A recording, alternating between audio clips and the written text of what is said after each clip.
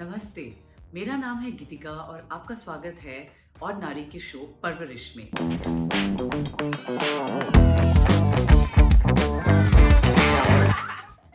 आज के एपिसोड में हम बात करेंगे गर्मी की छुट्टियों में कुछ ऐसे इंटरेस्टिंग एक्टिविटीज़ की जो आप अपने बच्चों के साथ कर सकते हैं या वो खुद भी कर सकते हैं, जो स्क्रीन्स को नहीं इन्वॉल्व करते। इसका मतलब वो स्क्रीन से दूर रहेंगे इन एक्टिविटीज़ करते हुए।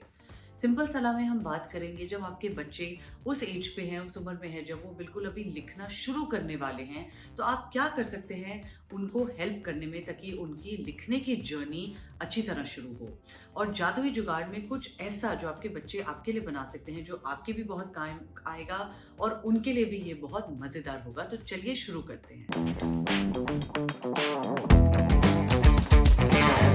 तो हमारे पहले सेगमेंट में हम बात करेंगे कि अब गर्मी की छुट्टियां आ गई हैं, बच्चे घर में हैं और आप भी सोच रहे होंगे कि क्या किया जाए कि बच्चों को भी इन्वॉल्व करें और थोड़ा उनका स्क्रीन टाइम कम हो, क्योंकि क्वारंटीन और पैंडेमिक के दौरान उनका स्क्रीन टाइम बहुत ज़्यादा बढ़ गया था और बच्चे अब बिल्कुल जैसे एडिक्टेड हो गए हैं स्क्रीन से। सो मैं 5 आपको चीज़ें बताती हूँ जो उनके पर्सनैलिटी के अलग अलग विभिन्न स्फीयर्स को टच करेगा और हेल्प करेगा। नंबर 1, आप कुछ उनको बोलिए करने के लिए जो फिजिकल हो। ये कोई स्पोर्ट हो सकता है, साइकिलिंग हो सकती है, स्किपिंग हो सकती है, वॉकिंग हो सकती है, जॉगिंग हो सकती है। वो गाना लगा के, म्यूजिक लगा के नाच सकते हैं। इससे भी फिजिकली कैलोरीज भी बर्न होती है और ये मज़ेदार भी है। कुछ भी एक एक्टिविटी जो फिजिकल हो और जिसके साथ कोई स्क्रीन इन्वॉल्व ना हो। नंबर 2, कुछ ऐसा जो उनके लिए थोड़ा एजुकेशनल हो। अब अगर बच्चे इतना पढ़ना नहीं चाहते, लेकिन उनको ये जानकारी भी होना बहुत ज़रूरी है कि दुनिया में क्या हो रहा है, तो आप उनको एक न्यूज़पेपर आर्टिकल हर दिन पढ़ने के लिए बोलें। और इनफैक्ट अगर आप ही उसको सर्कल या टिक करेंगे और बोलेंगे कि आज ये पढ़ना है, तो वो बेहतर लगेगा, क्योंकि आप देख सकते हैं कौन सा आर्टिकल आपके बच्चे की उम्र के लिए अप्रोप्रिएट है।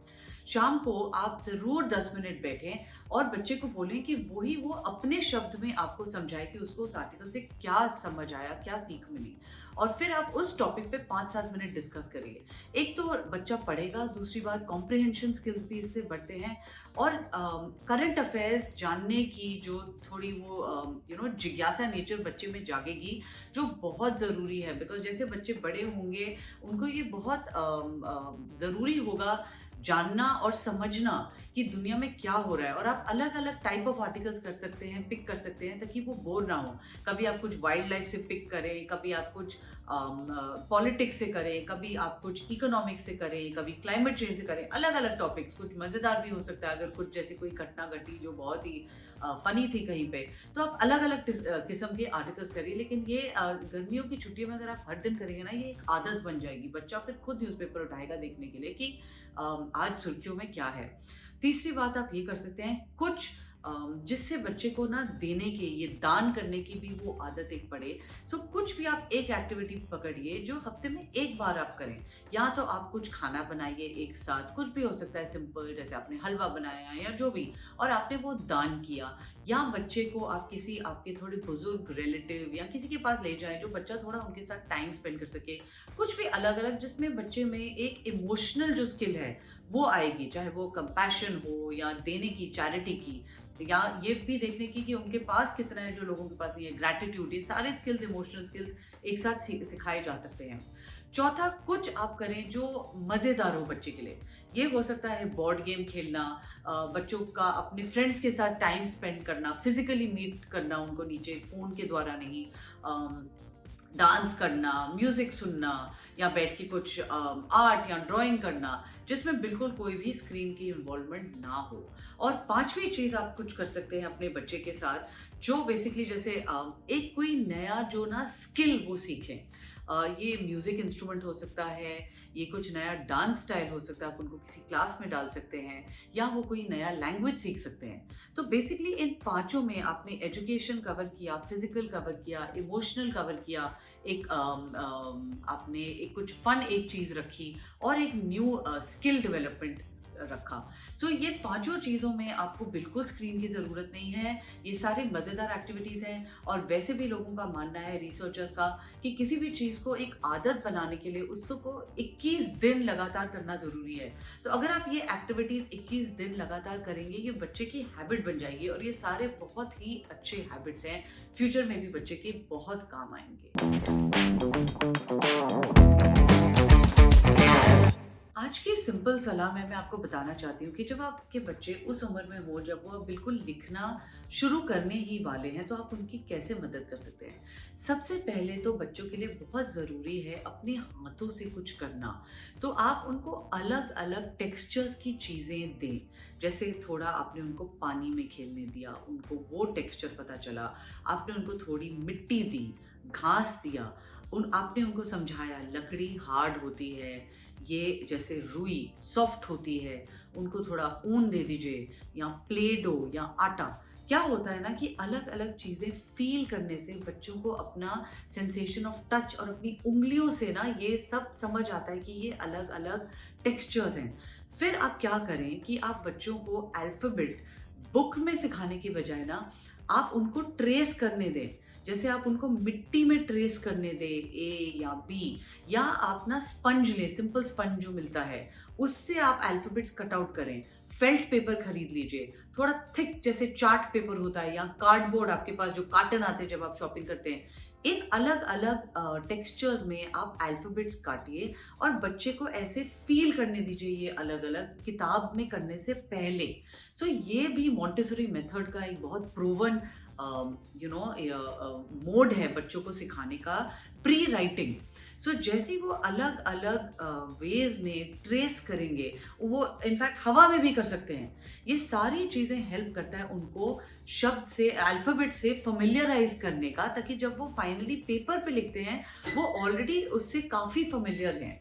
और एक और चीज, उनके आप उंगलियों में ग्रिपिंग की शक्ति लाने के लिए क्या कर सकते हैं, उनको जैसे आपने प्ले डो दिया या आटा दिया, उन्होंने उसको खींचा, तोड़ा, मरोड़ा, ये सारी चीज़ें उनकी मोटर स्किल्स के लिए बहुत ज़रूरी है। फिर आप उनके साथ बैठिए, उनको पहले कुछ बड़ा ऑब्जेक्ट दीजिए। आपने एक बॉल दे दिया, आपने एक गोल आकार का डोंगा दिया, तो वो ऐसे उसको ग्रिप करेंगे, वो समझेंगे कि उनका हाथ का कितना ऐसे लगता है, स्ट्रेंथ कितनी लगती है। फिर स्लोली आप छोटी-छोटी चीज़ें उनको देते जाइए, जब तक आप देख सकते हैं कि वो छोटी चीज़ भी उठा सकते हैं। आपको पता है बच्चे को जैसे राजमा या चना हुआ, ऐसी चीज़ उठा के एक जगह से दूसरी जगह डालने में, ये उनके लिए बहुत अच्छे हैं, उनके स्किल्स के लिए, मोटर स्किल्स के लिए।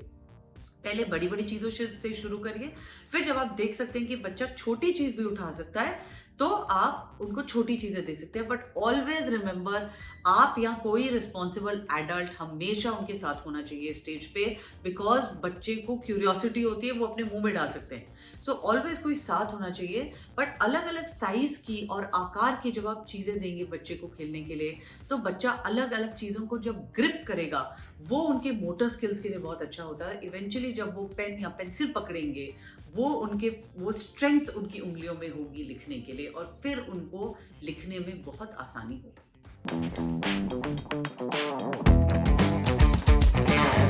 आज के जादुई जुगाड़ में मैं आपको ये बहुत सिंपल क्राफ्ट दिखाना चाहती हूँ। इसका नाम है पेपर मैशे और ये बोल मेरी बेटी ने मेरे लिए बनाया। अगर आपको किसी भी छोटे बोल की ज़रूरत है तो नया खरीदने के बजाय आप अपने बच्चे को बोलें कि वो आपके लिए गर्मी की छुट्टियों में ये सिंपल सा क्राफ्ट करके बना सकता है। तो इसमें आप इंटरनेट में देखेंगे, आपको बहुत रेसिपीज़ मिलेंगी।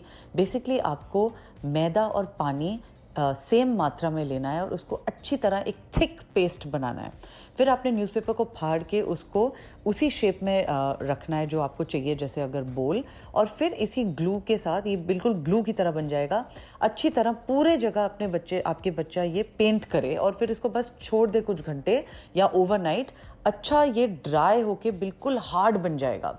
तो फिर जब वो शेप आ गई है, उसके बाद बच्चा किसी भी किस्म के माध्यम से इसको डेकोरेट कर सकता है, पेंट, कलर पेंसिल, स्टिकर्स, और ये बहुत एक अच्छी चीज़ बन जाएगी जो लास्ट भी करती है, आपकी काम भी आएगी। बच्चा जब देखता है कि उसने कुछ बनाया और आपने वाकई सिर्फ ये नहीं बोला, प्रशंसा करी और बोला वाह ये तो बहुत अच्छा है, बट एक्चुअली उसका आप हर दिन इस्तेमाल कर रहे हैं, तो वो बच्चे की सेल्फ एस्टीम और कॉन्फिडेंस स्किल के लिए बहुत अच्छा है, उसको बहुत बढ़ावा मिलता है। दूसरी बात ये है कि बच्चा देखता है कि ये एक्टिविटी उसको थोड़ा टाइम लगा, तो वो पेशेंस भी बिल्ड होती है, बिकॉज इसमें समय लगता है। पहले आप बनाओ, पेस्ट बनाओ, फिर इसको सूखने में टाइम लगता है, फिर जब वो पूरी तरह से सूख जाए तब बच्चा उस पर पेंट करता है। तो ये 2 दिन या 3 दिन भी लग सकते हैं ये पूरे एक्टिविटी करने में। बट बच्चे को जब एक चीज़ में टाइम लगा है, उसने टाइम इन्वेस्ट करके बनाया है, तो उसका सेंस ऑफ अकम्पलिशमेंट भी होता है कि मैंने वाकई में कुछ सुंदर बनाया जो मेरी मम्मी या मेरे पापा इस्तेमाल कर रहे हैं। सो ये बच्चे को बहुत कॉन्फिडेंस देता है। सो ये ट्राई करिए इस समर की छुट्टियों में।